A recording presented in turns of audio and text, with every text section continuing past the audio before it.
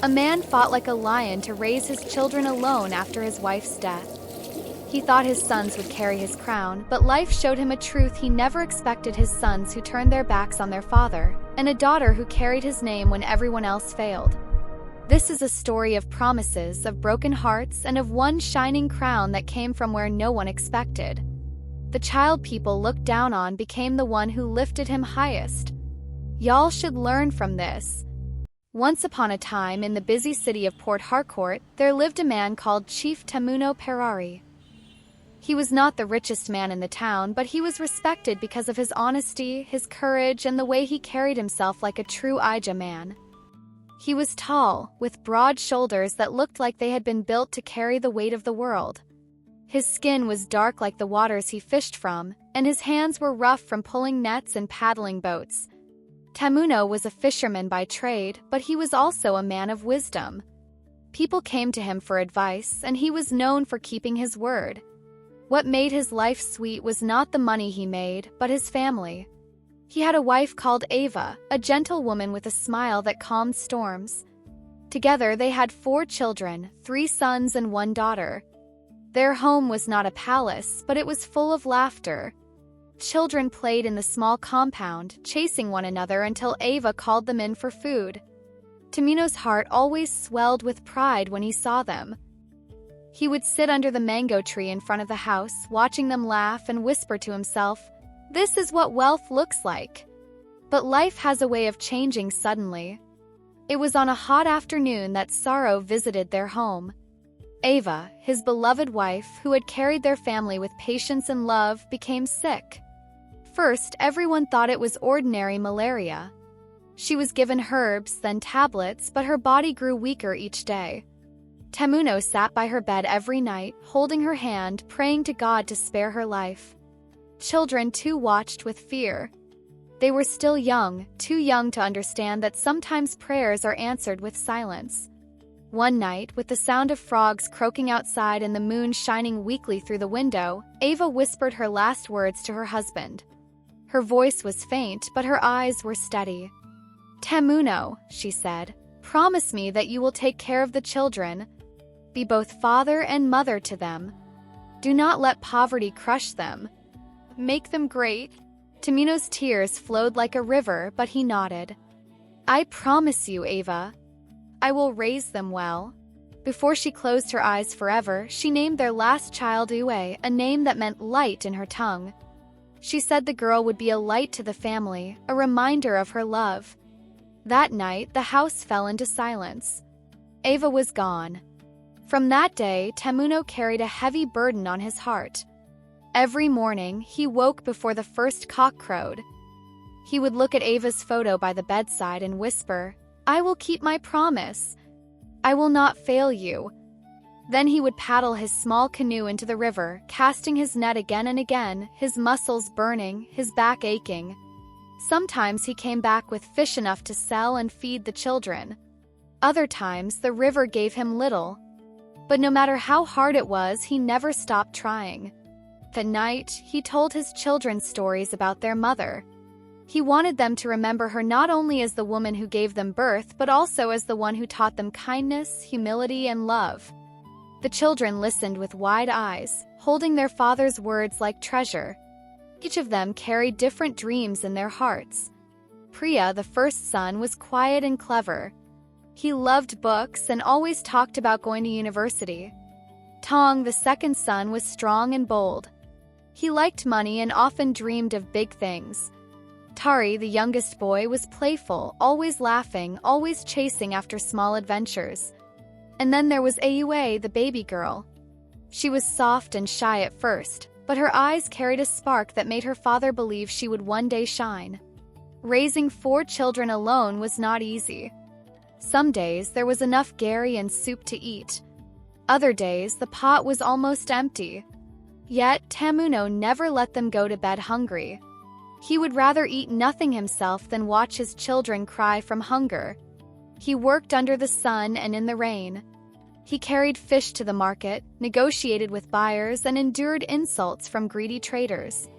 Till he never gave up. At night, when the children were asleep, He sat by the window looking at Ava's picture. "I am trying," he whispered. "I hope you see me." There were moments of joy too. The day Priya got admission into the university was one of them. Temuno slaughtered a chicken that had been roaming in the yard for months. They cooked jollof rice, and neighbors came to celebrate. Temuno's chest swelled with pride as he watched his first son prepare for school. He believed his sacrifice was paying off. One day, he thought, Priya will make us proud. He will carry our name high. Even little Tari danced around the compound, singing, "My brother is going to university." Tong, the second son, smiled, but his eyes carried something else. A hunger for quick success, a desire to hold wealth faster than patience would allow. And Hue, still small, clung to her father's wrapper, watching everything with curious eyes. But life is not always as smooth as a calm river. In every family, there are hidden cracks that only time will expose. Though Temuno poured love into his children, not all of them drank it fully. Priya, after leaving for school, began to change little by little. Letters became fewer. Phone calls became shorter. His visits home grew rare. Tong grew restless, always talking about money, about fast life, about opportunities that sounded too good to be true. Tari, still young, was full of laughter, but his laughter sometimes hid a stubbornness that worried his father. Only Ua stayed close, her little hands always trying to help, her little heart always beating with kindness. Temuno felt the wind shifting, though he did not yet know how heavy the storms would be. Time moved like the river, always flowing, never stopping. Priya was now a university graduate. He came home once, dressed in fine clothes with his English polished like glass. Temuno's heart swelled with joy when he saw his son walking through the door. He told neighbors proudly, "This is my son, the first graduate of the Perari family." But joy can be like smoke. Fills the air for a while, then disappears. Soon after, Priya stopped coming home. He found work in the city, and his voice over the phone grew colder. When Temuno begged him to visit, Priya only said, "Daddy, I am busy." Life here is different. The father who had sold fish, who had gone hungry to pay his school fees, now sat alone, waiting for a call that never came. Sometimes Temuno would whisper to Ava's photo, "Can you see? He has forgotten us." Priya's absence cut the father's heart, then Tong's betrayal crushed it completely. Tong was the second son, bold and restless. He always wanted quick money. One day, when Temuno came back from the river, he found neighbors gathered in front of his compound, whispering and shaking their heads. "What is happening?" he asked. An old man stepped forward. "Chief, it is your son Tong. He sold your father's house in the village." The words struck like thunder. That house was not just mud and bricks. It was the pride of their ancestors, the shelter where Temuno's father had lived, where family meetings had been held. It was a place filled with stories. Temuno's knees weakened. He asked Tong when he came home. "Yes, I sold it," Tong replied without shame. "I needed money." What is the use of an old house when we can use the money for something better? Temuno stared at him in silence. His chest felt like it was breaking. "You sold our blood," he whispered. "You sold our name." For the first time, he raised his hand to his son, not to strike him but to point at the door. "Leave." Neighbors said later that night they heard Temuno weeping like a child. The youngest son, Tari, was once the playful hope of the family. His laughter had been medicine for Temuno's weary heart. But even laughter can turn bitter. Tari grew into a teenager in the world of internet fame. He started making videos, mocking elders, dressing foolishly, and using his family name for cheap jokes. Soon, people on social media laughed, not at his talent but at his shameful acts. One video showed him mocking his father's fishing canoe, calling it the boat of poverty. Another showed him dancing half-naked with words written on his chest, "Chief Periri's son, catch me if you can." The videos spread like fire. Temuno's neighbors shook their heads. Market women whispered, "Is this not the son of Chief Perari, the respected fisherman?" The old man could not even go to the market without hearing the mocking laughter of strangers. He stopped attending village meetings. He stopped walking with pride. At night, he sat by Ava's photo and whispered, "I tried. I truly tried. Why are the suns betraying me?" While the suns drifted, there was one who stayed. Aua, the youngest and only daughter, watched everything with wide eyes. She saw her father's tears, though he tried to hide them. She saw his hand shaking when he returned from the river. She saw the weight of betrayal pressing on his shoulders. One day, she came to him. "Papa," she said softly, "I want to learn tailoring. I know you cannot send me to school like my brothers, but let me learn something. Let me help." Temuno looked at her, his eyes filled with both sorrow and hope. "Your mother named you Aua, light. Maybe you will be the light we need." So Aua began her journey. While her brothers lived for themselves, she bent her head over sewing machines, over cloth and needles, learning the art of creating beauty with her hands. Years of hard labor and heartbreak began to show on Temuno. His back bent more. His steps slowed. Sometimes, while paddling on the river, he would pause, pressing his chest as though the weight of his heart was too heavy. Neighbors noticed. "Chief is not strong again," they whispered. But still he worked. He could not stop. Each morning he whispered to Ava's photo, "I promised you. I cannot rest until they are safe." But were they safe? One son had abandoned him. Another had sold the family's heritage. The last had turned his name into mockery. Only Aua stood by him. The house grew quieter. Meals were eaten in silence. Neighbors stopped visiting as often. Rumors spread in the village that Chief Periri's children were his greatest shame. And Temuno? He carried it all like a heavy net filled with stones. At night, he sometimes shouted in his dreams, calling his wife's name. Aua would rush to his room, holding his hand until he calmed. "Papa, you are not alone," she would whisper. But Temuno knew that loneliness can sit in a man's chest even when someone else holds his hand. One evening, after a long day at the river, Temuno returned to meet another storm. Priya, the first son, had sent a letter through a stranger. Inside it was written, "Daddy, please stop calling me. Stop telling people I am your son. My life is different now. I cannot continue with your village ways. Please understand." Temuno dropped the letter. His hands trembled. The neighbors said they saw him sitting under the mango tree that night, staring into the sky, whispering, "Even the one I called my pride has forgotten me." The children who were once his joy had become the knives that cut his heart. Only one seed was still growing in silence, Aua. When the cracks in a family grew too wide, only one person held the walls from falling. For Chief Temuno, that person was Aua. While her brothers forgot their father, she stayed.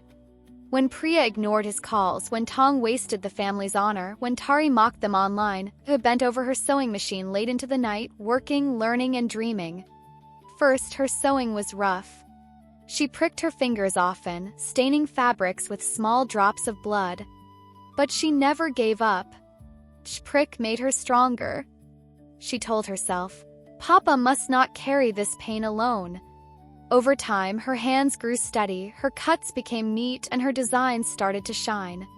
Neighbors noticed. Women came to her small shop asking, "Aua, can you sew for me?"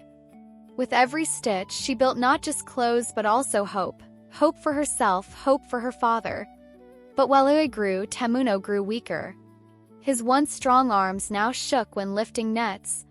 His chest often pounded like a drum, and sweat soaked his back even when he sat still. "Papa, rest," Aua begged. "I cannot," he replied, forcing a smile. "I promised your mother. Until I breathe my last, I must keep fighting."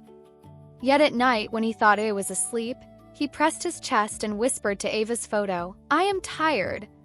Very tired." Life has a way of turning the wheel. Priya, the once proud graduate, lost his job in the city. The friends who drank with him disappeared. He returned home with nothing but a worn bag, his fine clothes now faded.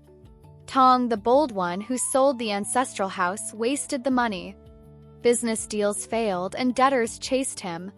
He too came back, ashamed, begging for food. Tari, the internet star, became the joke he once laughed about. His followers abandoned him after one scandal. He was mocked on the same platforms that once cheered him. He crept home in disgrace, hiding his face. The three sons returned, not as heroes but as broken men. When they stood before Temuno, heads bowed, voices trembling with shame, they waited to see if her father would drive them away. But Temuno, weak as he was, lifted his eyes to them. His voice was low but firm. "You are my sons," he said. "You wounded me, yes. You broke my heart. But a father's love cannot be buried. If your mother were alive, she would tell me to forgive you. And I will." Tears rolled down the men's faces. They fell at his feet, weeping. But deep inside, everyone knew it was Yue, not them, who had truly honored him. By then, Yue's tailoring business had grown. She had moved from sewing in a small corner to running a shop in Port Harcourt. Her clothes were worn by brides, chiefs, and even city workers. She sent money home, paid her father's hospital bills, and made sure food never ran out. When neighbors spoke of the Perari family, they no longer pointed fingers in mockery. Instead, they said, "It is the daughter, Yue, who saved them." One elder said, "The crown of Chief Temuno is not his son's. It is his daughter." And everyone agreed. Sickness finally caught up with the old fisherman. He was laid on his bed, too weak to rise. The river he had fought for so long still called his name, but his body could no longer answer. The sons stood around his bed, ashamed, whispering apologies. But Ur sat by his side, holding his hand, feeding him spoon by spoon, wiping his sweat, whispering comfort. On his last night, Temuno called all his children. His voice was faint, but his words were sharp. "Priya," he said, looking at his first son, "you forgot your roots. Never again abandon where you come from. Remember, no tree stands without its roots." "Tong," he turned to the second son, "greed destroys faster than fire. You sold our history. Never again sell your soul for quick gain." "Tari," he said to the youngest son, "fame without respect is shame. Always honor the name you carry." Then he turned to Yue. His eyes softened. His lips curved into the weakest smile. "Yue, my light, your mother named you well. You carried me when I had no strength. You are the reason I can die in peace. You are my pride, my crown." And with that, Chief Temuno Perari closed his eyes forever. Compound was filled with wails the next morning. Neighbors gathered, some beating their chests, others crying loudly. But amid the noise, Hui sat quietly by her father's bed, tears flowing down her cheeks. Her heart was broken, but her spirit was strong. She knew she must carry the family name now. Her brothers wept too, but their tears were heavy with regret. They had lost more than a father. They had lost the chance to show him the love he deserved when he was alive. As the sun set over Port Harcourt, the Perari family buried their father. The sons bowed their heads, silent with shame. But Ue stood tall, her head lifted, her heart burning with quiet strength. From that day, people told her story. They told of the daughter who never abandoned her father, who rose from nothing to build something, who carried love like a crown. Love is not in words but in actions. People who stay with you when times are hard are your true family. Do not forget the sacrifices of your parents, because when you forget, you lose yourself. And never think blessings come only from the sons. Sometimes the greatest light comes from the daughter no one expected. If you have not subscribed to my channel, you might not hear my voice again, but if you are, then you are growing every day. Check my page for more interesting stories. Thanks for watching.